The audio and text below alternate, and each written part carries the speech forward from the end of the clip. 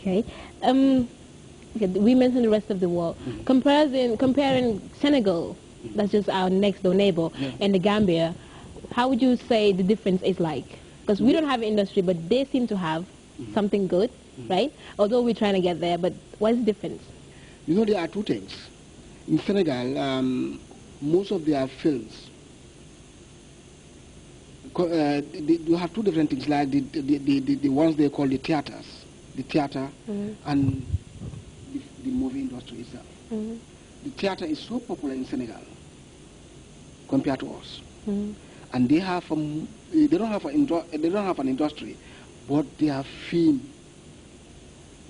They have good films because they are having film directors and producers like Sem bin Usman, like Musa Sen Absa, and so many great movie makers. And they are still making movies in Senegal. But though Sem bin Usman is dead, but other ones are making films in Senegal. I would say that compared to Senegal, they are far ahead of us, really. Far ahead. And we could get there someday, right? Yes, of course, because we have one thing or two things that we need to patch up. One is the marketing, and two is the distribution. That's why there was a time I was saying that we, the film producers, we need to have a film expo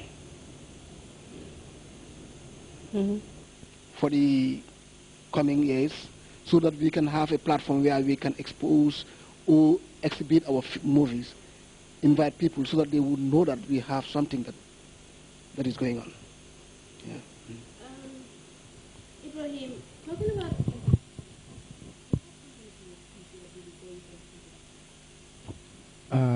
yes, we have some companies that are doing very well. Of course, I'll start with Mediamatic. Mediamatics, they are doing very well. We also have Better Future Production. We have, of course, I've forgotten Silat's name group, but anyway. Silats. Yeah, Silats is also doing well. We have some couple of them that are doing well. Yeah. Okay, viewers out there, we just take a quick break, commercial break, get some money into the bank, and as well as go with the dealer's take right now. MCR, if you're ready, we go with the dealer's take, and we'll put some money in the bank.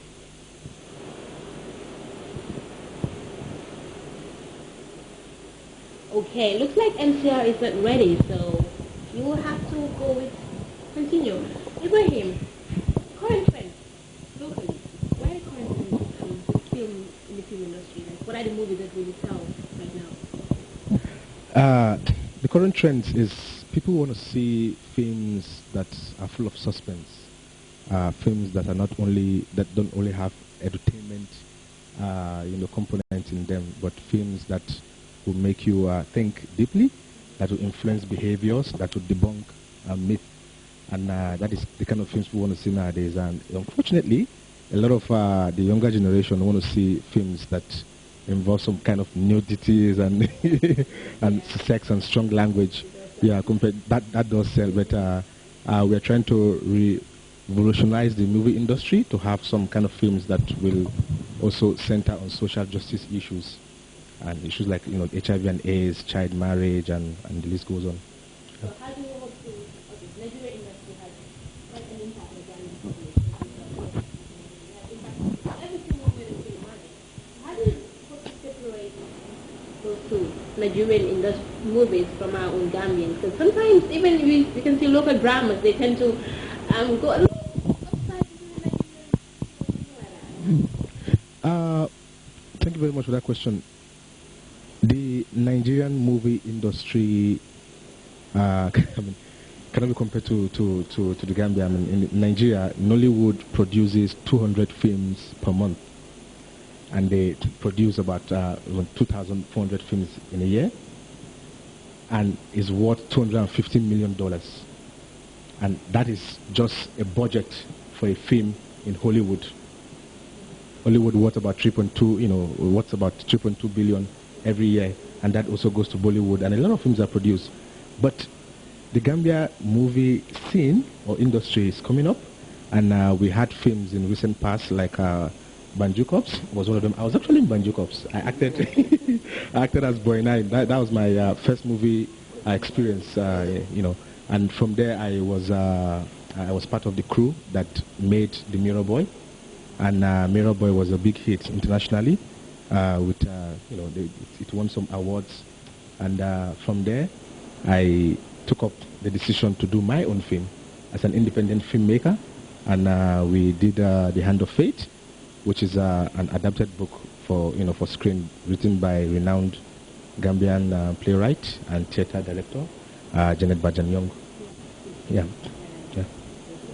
We'll take a quick break, and when we come back, we'll have more for you.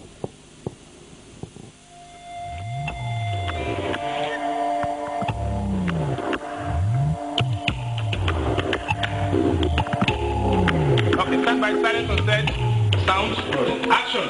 Aminata was born to make us rich. I am going to marry off Aminata to a young man living in the land of the white man. What? That man you saw here brought the colonels in order to seek for her hand in marriage. No! This is madness.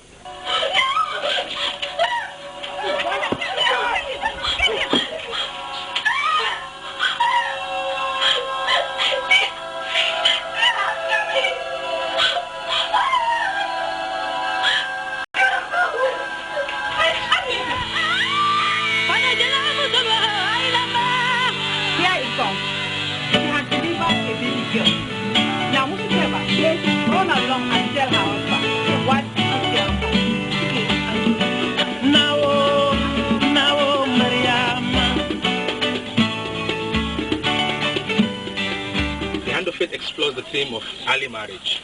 It explores this social justice issue about the empowerment of girls.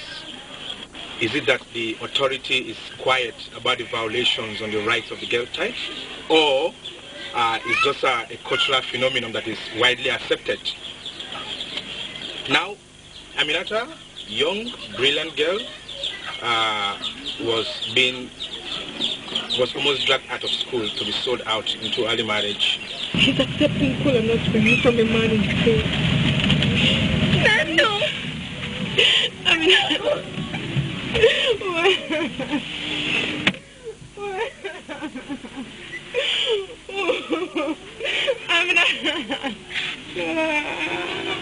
Aminata happens to be a very brilliant and smart young lady who's just 13, but she carries herself so well that she's so matured, like she's way older than her age. She's also very determined about her future and her education, which makes her a very, very brilliant girl. I especially want to help women who are going to have babies. You know, my mother had a lot of problems giving birth to me. And after that, she was never able to have any more children. Wow. That is so sad. I mean, I never knew you have a big house. But don't worry. Your dreams will surely come true, yeah?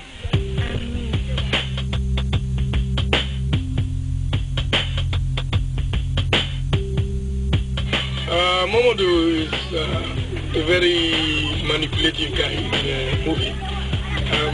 He would go to any extent to get money for himself, to follow his own selfish ambition, even to the extent of getting his own niece married away to someone, an unknown stranger.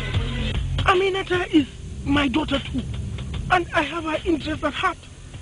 14 is the best age for her to be married, after all. You got married to Fatmata when she was only 20. I mean, the Hand of Fate is very thematic. We can see that from cultural perspective of early marriage and other stuff as well. How would you describe your team, the team you had to work with, the characters you had, the people you had to work with on the movie? Let's just say I would want to establish my niche in doing social justice films that talk about day-to-day realities of life and what is happening in the communities. And because I come from a child rights background and development background, so I think this is an area I know very well and a story I want to tell. that 1001 Untold Stories out there.